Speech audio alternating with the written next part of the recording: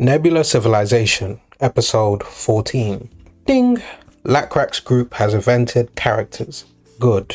It will take generations for it to develop fully, but it's good that they obtain characters this early in the game. Now, yeah, it seems kind of meaningless for them to develop characters, I'll be honest with you. Okay, you man develop characters, cool, I guess. But it's like, do you really need... Well, actually, they needed it, I'm chatting shit. Because they needed it to jot down when they hunted and all of that. That's actually useful.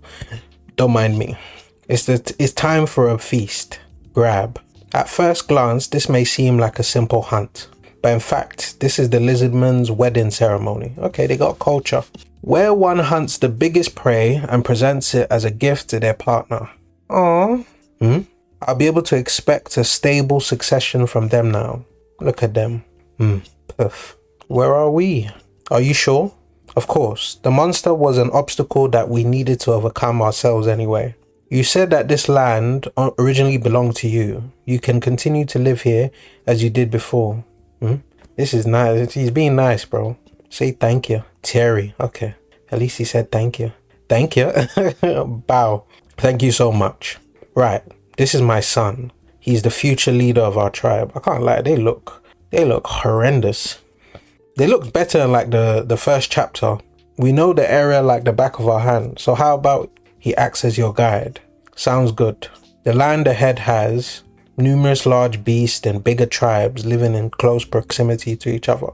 But I believe we will be able to get through it all. We will never forget your kindness, Lacrack. Chief, there's something over there. Reach.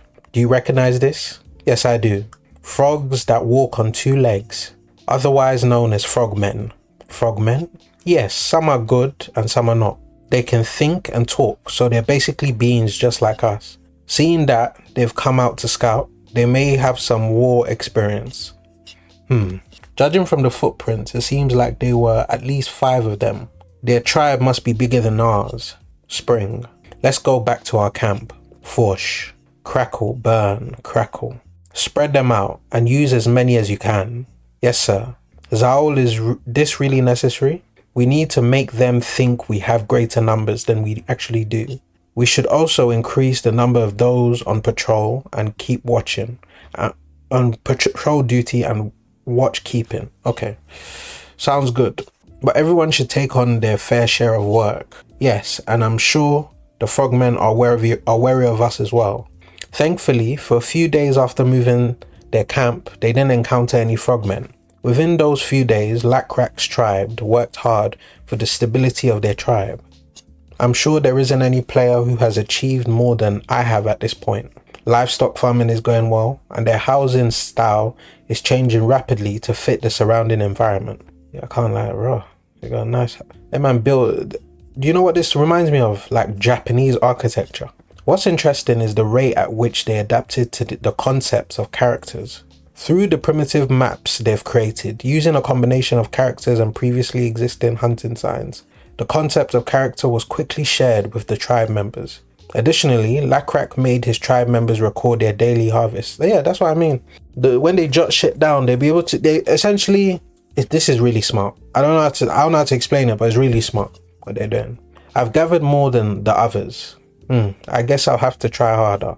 Which helps boost their productivity. Yeah, this helps boost their productivity, definitely. This is good. My swarm of locusts is steadily getting larger in the center of the continent, and the insects from the nest south of here are also increasing in number. Consequently, my small dominion over insects has reached level 4. Normally, leveling up in such a way is not possible due to the presence of other players.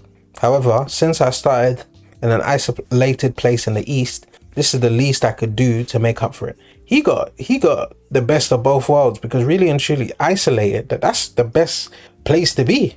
You can just plan. No one to bother you, no one to be in your face. You like, bro, you can steadily build up your civilization. That's how Japan came about. You know what I'm saying? All the man needed to do was war with each other, and then they reached a certain point that not a lot of people had reached because they didn't have to deal with anyone. Lacrack's stat and tribe state are undoubtedly above average at the moment. Rise. However, this is only the beginning. What awaits us is far more dangerous than anything we've seen so far. I can't lie, my man over here has gotten big.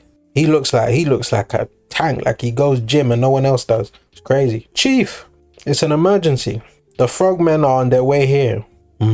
Step. Dun dun. Oh, these men look creepy as hell. I don't know, they look less human than Rakrak's lot. Maybe it's because Rakrak's lot have like normal eyes. These men look insane. They look hella creepy. The fight and flight response is pinging. Step. So they're the frogmen. Wait, that's a lizardman. Okay, they got a lizardman with them. Why is a lizardman with the frogmen? Are they allies? Well, that's been this chapter. Hope you enjoyed my commentary and reading. On to the next.